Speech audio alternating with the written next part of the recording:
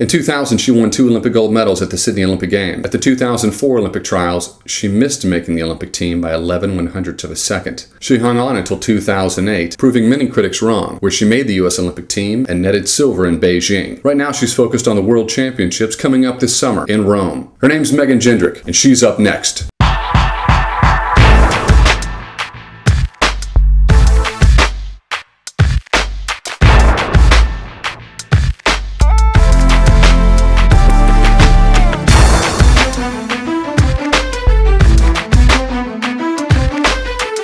I know you're recovering from surgery.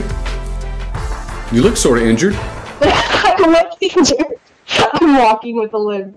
No, I had wrist surgery. You see my scar there? I can't. You can't? I only have 4 stitches, so it's not that big. MJ, your webcam's terrible.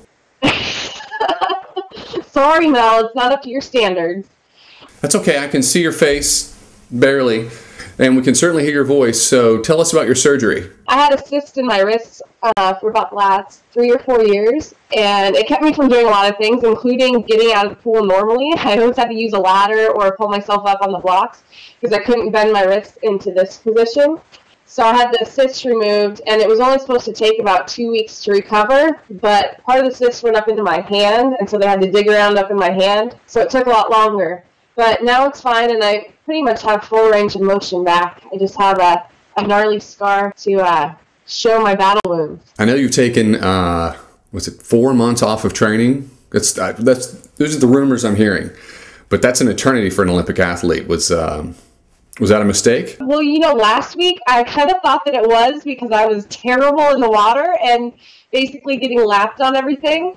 We did, just on one of the days, an endurance set, and my coach gave me times that I thought would be, ridiculously slow, and I didn't even come close to making them. But this week I'm feeling much better and doing a lot better. So I think it was just that first week that my whole body was just in complete shock. Now we have to make a distinction. You're a breaststroker, which is a completely different fish from a freestyler, backstroker, or butterflyer.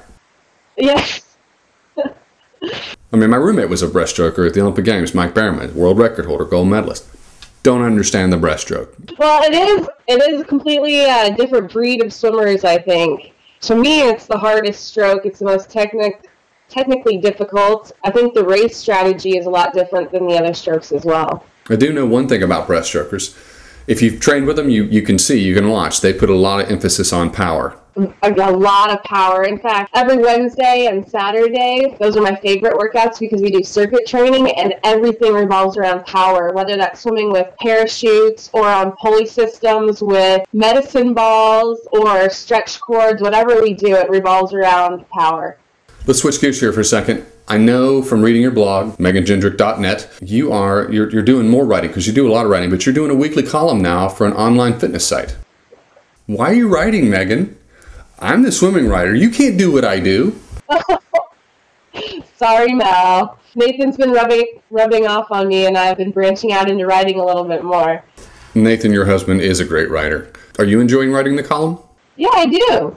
I think it's interesting, and I love doing swim camps and things like that, and people always come at me with a lot of questions, whether that's swimming related, nutrition, dryland training, just general health and fitness. So the column is a perfect outlet to answer some of those questions. I imagine a column's pretty easy to write for you. I mean, you already have a book under your belt. Tell us about the book. My husband and I wrote a book called Get Wet, Get Fit, and it was just released in January of last year. And that has tips from a bunch of different Olympians, and there's sections on technique, dryland training, nutrition. There's different recipes in there, and also sections on motivation. It's interesting how athletes support themselves financially on top of all the training that they do. I know you do swimming clinics. A lot of swimmers do swimming clinics. What's your special magic? What's the Megan magic? What's the message that you bring to kids when you're on deck? Normal, everyday swimmers can get there, too. My big thing was when I was 12 years old, I went to a swim clinic with Sheila Toromino, who won a gold medal on the 96 Olympic team. And I got to wear her gold medal, and I told her that very day, you know what, one day I'm going to have one of these of my own. And 4 years later, I had my own. So we like to spread the inspirational message that anyone and everyone can reach their goals if they really set their mind to it. Got any gold medal stories, any horror stories? Everybody has one. Well, I used to, at swim clinics, just pass my medals around to the kids while they were listening to my talk. And one of the kids dropped it on the concrete, and it put a big chip in one of them. So now I let them, like, take their picture with it, or when I'm doing an autograph signing, I'll set it on the table, but I don't just pass it around to everyone anymore. Let's get personal. You're married. What are some of the benefits to being married when you're a world-class athlete? Nathan does a lot for me, and he really supports me in a lot of ways. Leading into Beijing, he was literally cooking every single meal for me, so as soon as I got home from workout, like, dinner would be ready, which that doesn't usually happen, so that's really amazing. He was driving me to practice, and basically just took every stress out of my life that I could possibly have. Okay. Any cons? The only con, I guess, is sometimes he hogs the covers in bed. Just give him an elbow. All right, let's loosen it up. Do some quick reaction stuff. I say white, you say Black? I said gold medal, you say Mel. no, not me. You messed it up. You messed it up. Cut. Okay, start over. Do over. Let's make it easy. Favorite movie? Ocean's 11. Favorite Olympian? I'd probably have to say Jack O'Callahan. Favorite color? Blue. Favorite genre of music? Basically any Christmas song, because I'm a big Christmas freak. Favorite pool? The Weyerhaeuser King County Aquatic Center in Federal A, where I train every day. What's your gear? Oh, Speedo. I say Nathan Jendrick, you say Loves me. I say doggy love, you say Jenna and Chewbacca. Those are our dogs. I say world championships in Rome, you say 3 gold medals, baby.